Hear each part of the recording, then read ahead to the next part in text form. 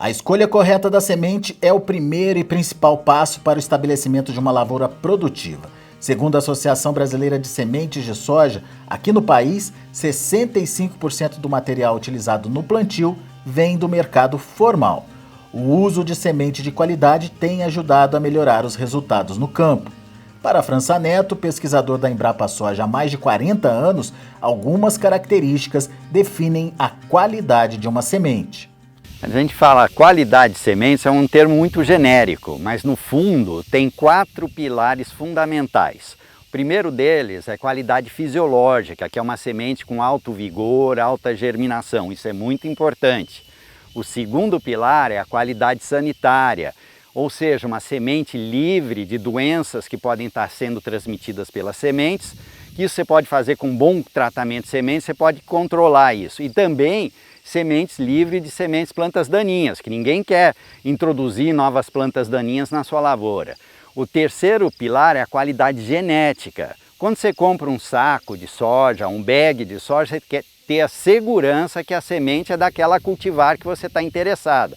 Então ela não pode ter mistura e tem que ser pura, geneticamente falando.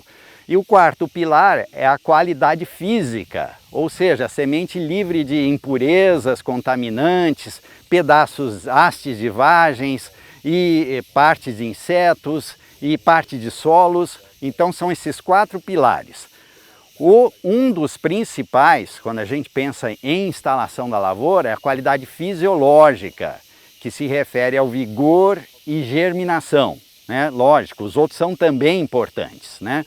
Mas a qualidade fisiológica é a que vai dar o maior efeito na instalação da lavoura e pode dar reflexos até na época da colheita.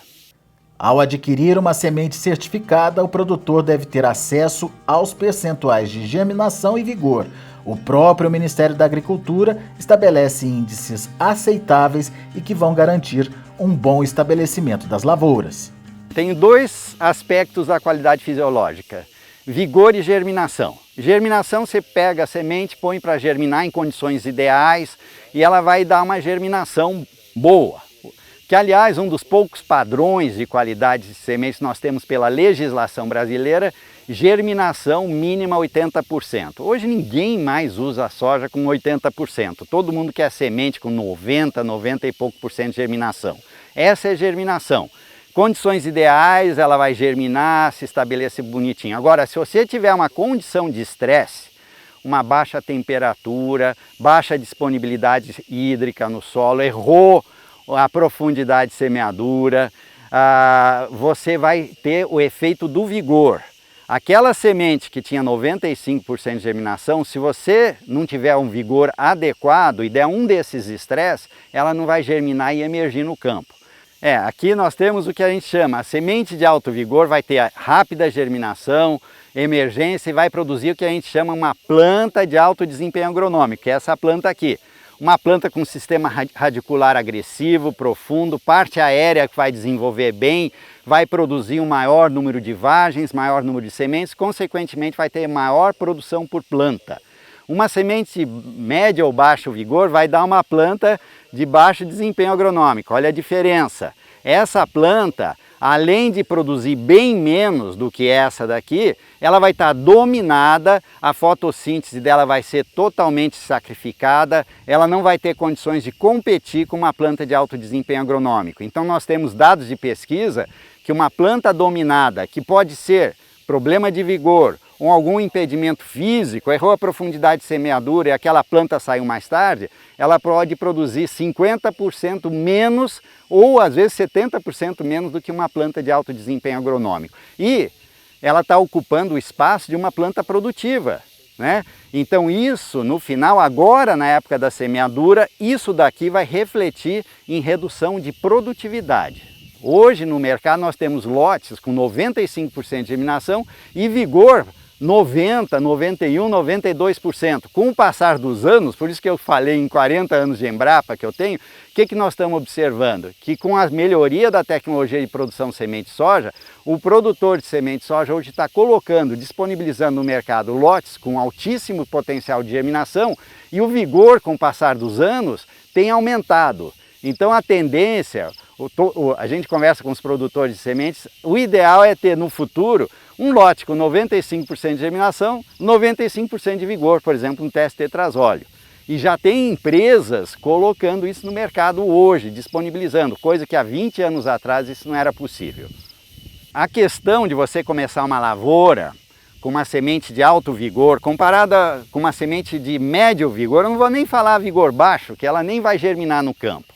Nós temos dados da Embrapa em lavouras, a nível de campo, como esse aqui, você comparando uma lavoura que se iniciou com uma semente de alto vigor, uma lado a lado, com uma semente de vigor médio, você pode ter ganhos de 10 a 15% em produtividade.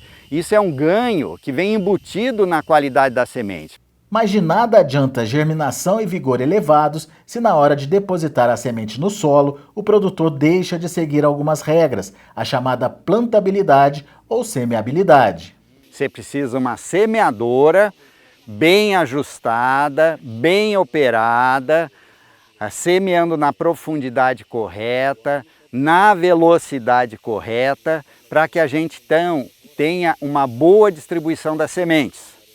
À medida que você vai aumentando a velocidade da semeadura, a tendência é que a plantabilidade caia, independente do seu sistema de distribuição, seja o disco tradicional, seja o titânio, seja o pneumático, a tendência é que com o aumento da velocidade cair plantabilidade. Tá? E o que vai acontecer? Você vai começar a ter falhas, porque a semente vai começar a cair mais espaçada e pode ocorrer também aglomerados, duas sementinhas caírem na mesma cova. Isso não é o ideal. Então a combinação ideal é você ter uma semente de alto vigor, que vai resultar numa boa germinação e emergência de campo, e uma boa semeadora, bem ajustada, bem operada. Veja a diferença entre uma linha com boa plantabilidade